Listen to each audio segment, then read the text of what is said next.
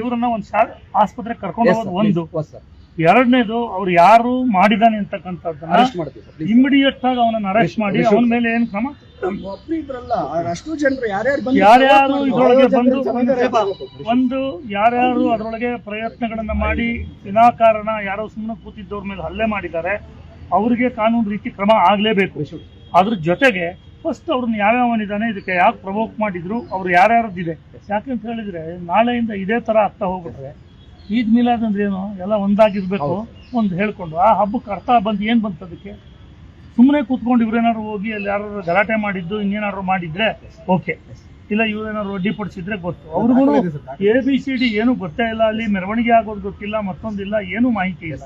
ಅಂತ ಟೈಮಲ್ಲಿ ಆ ಹುಡುಗನ ಪರಿಸ್ಥಿತಿ ಏನಿದೆ ಈಗ ಅದನ್ನ ಹೋಗಿ ನೋಡ್ಲಿ, ಅವ್ರು ಖುದ್ದಾರೆ ನೋಡಿ ಗಮನಿಸಿ ಅದಕ್ಕೆ ಏನ್ ಮಾಡಬೇಕು, ಅವನ ಪರಿಸ್ಥಿತಿಗಳು ಏನಿದೆ ಗೊತ್ತಿದೆ. ಆಮೇಲೆ ವಿನಾಕಾರಣ ಅವ್ನು ಒಪ್ಪಿಗೆ ಇಲ್ದಲೆ ಸುಮ್ಮನೆ ಯಾವುದೇ ಸ್ಟೇಟ್ಮೆಂಟ್ಗಳು ಆಗೋದು ಬೇಡ ಅಲ್ಲಪ್ಪ. ಅದ್ರ ಬಗ್ಗೆ ಅದಕ್ಕೆ ಕೇಳ್ತಾ ಇರೋದು, ಅದಕ್ಕೋಸ್ಕರ ಆಯ್ತು. ಅದ್ರ ಬಗ್ಗೆ ಅವನ ಹತ್ರ ಪೂರ್ತಿಯಾದಂತಹ ಸ್ಟೇಟ್ಮೆಂಟ್, ಅವನ ಆರೋಗ್ಯ ಸುಧಾರಿಸಿದ ಮೇಲೆ ಅವನ ಕೈಲಿ ಏನೂ ಇಲ್ಲ, ಒತ್ತಡದಲ್ಲಿ ಸ್ಟೇಟ್ಮೆಂಟ್ ತಗೊಳ್ಳೋಂಗಿಲ್ಲ.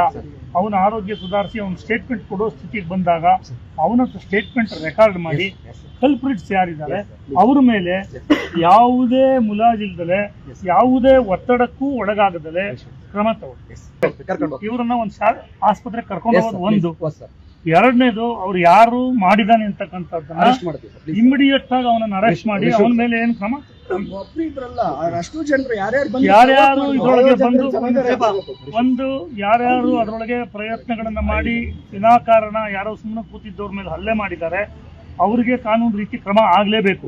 ಅದ್ರ ಜೊತೆಗೆ ಫಸ್ಟ್ ಅವ್ರನ್ನ ಯಾವ್ಯಾವನಿದ್ದಾನೆ, ಇದಕ್ಕೆ ಯಾಕೆ ಪ್ರವೋಕ್ ಮಾಡಿದ್ರು, ಅವ್ರು ಯಾರ್ಯಾರದ್ದಿದೆ, ಯಾಕೆಂತ ಹೇಳಿದ್ರೆ ನಾಳೆಯಿಂದ ಇದೇ ತರ ಆಗ್ತಾ ಹೋಗ್ಬಿಟ್ರೆ ಈದ್ ಮಿಲಾದ್ ಅಂದ್ರೆ ಏನು, ಎಲ್ಲ ಒಂದಾಗಿರ್ಬೇಕು.